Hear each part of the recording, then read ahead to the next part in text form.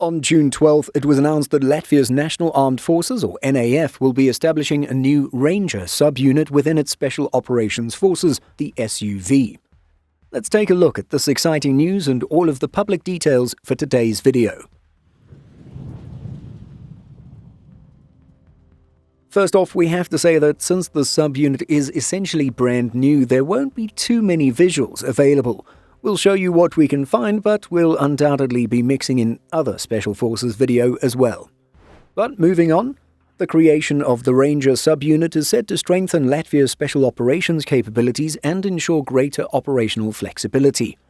The main goal is to relieve the S.U.V's elite troops by taking over some of the direct action and reconnaissance tasks, while still ensuring high readiness and the ability to quickly respond in various crisis situations. The subunit will help to distribute the burden of tasks that currently falls entirely on the shoulders of the Special Forces operators.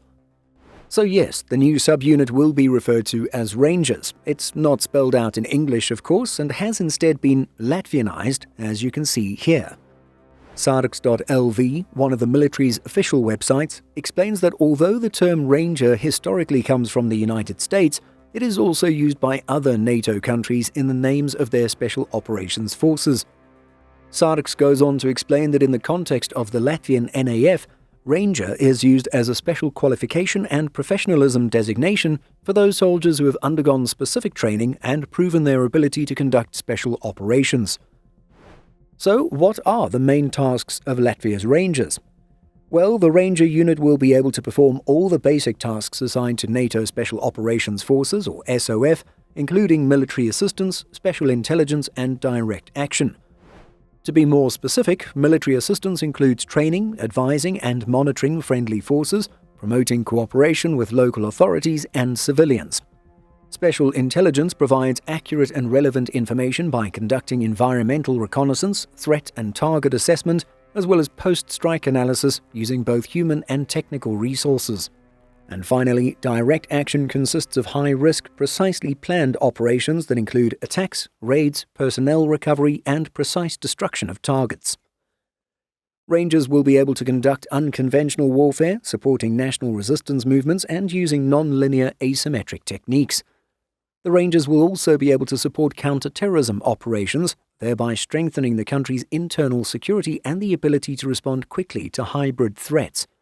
And so, if the Rangers are doing all of these jobs, what is left for the rest of Latvia's Special Forces operators? Well, the rest of the S.U.V, which are referred to as Zaļo berešu, literally green berets, will be freed up to focus on particularly complex, high-risk and politically sensitive tasks such as hostage rescue operations, strategic direct actions, or deep operations in enemy territory. According to representatives, this not only optimizes the workload of the units but also increases the overall level of readiness of the capabilities, ensuring a more flexible and specialized force structure. The main role of the Rangers in the S.U.V structure is to relieve the Green Berets by taking responsibility for some of the tasks, such as performing certain direct action and reconnaissance tasks. This ensures a more optimal distribution of capabilities and synergy of capabilities between subunits, an S.U.V representative told Sarks. And so there will be two qualifications of S.U.V soldiers, Green Berets and Rangers. Again, the Green Berets will focus on the highest level of strategic impact, while Rangers ensure high operational availability and tactical response. To us, and particularly the one Canadian veteran who is part of this channel, the move seems to mirror what the Canadian Forces did in 2006. With the creation of the Canadian Special Operations Forces Command, a few units were created to supplement the work of the already existing Tier 1 Special Forces unit known as JTF-2. One of these new units was the Canadian Special Operations Regiment, or CSOR. So in the same way CSOR complements JTF-2, Latvia's Rangers will complement the Zaļo berešu. From the descriptions offered, it sounds like Latvia's new subunit will also be a Tier 2 unit. Considering US Army Rangers are Tier 2, it would make sense. By the way, the name Rangers wasn't used by Canada since it already applies to a subcomponent of the Canadian Army Reserve who live and work in remote, isolated and coastal regions of Canada. But that's a little outside the scope of our channel. Anyway, before we digress too much, when it comes to Latvian Ranger training and selection, it is stated that there will be minimal initial selection. Instead, the main filtering and evaluation process already takes place during training, allowing the most suitable candidates to, quote, crystallize under conditions of intensive practical workload. Women are also actively encouraged to join the Ranger unit. Sarg states that modern conflicts demonstrate that women have an important role to play in special operations, especially in areas that require a discreet approach, cultural sensitivity, and the ability to conduct reconnaissance missions in complex environments. It's stated that the S.U.V follows a capability-based, not gender-based approach, and the Ranger unit is no exception. Initial requirements are primarily related to motivation, physical fitness, and suitability for service.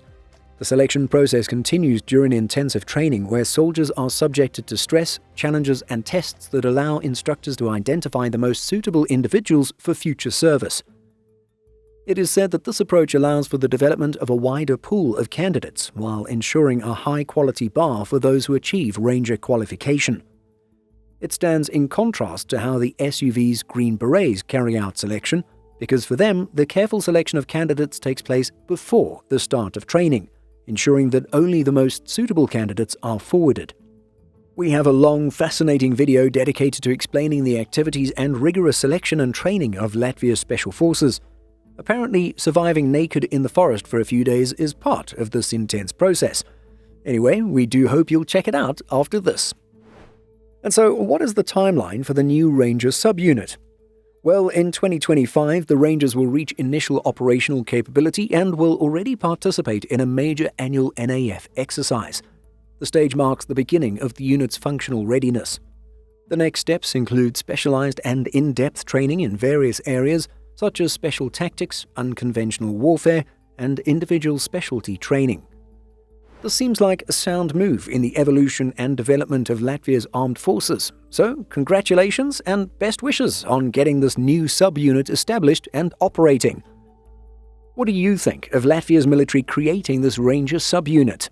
Let us know by leaving a comment.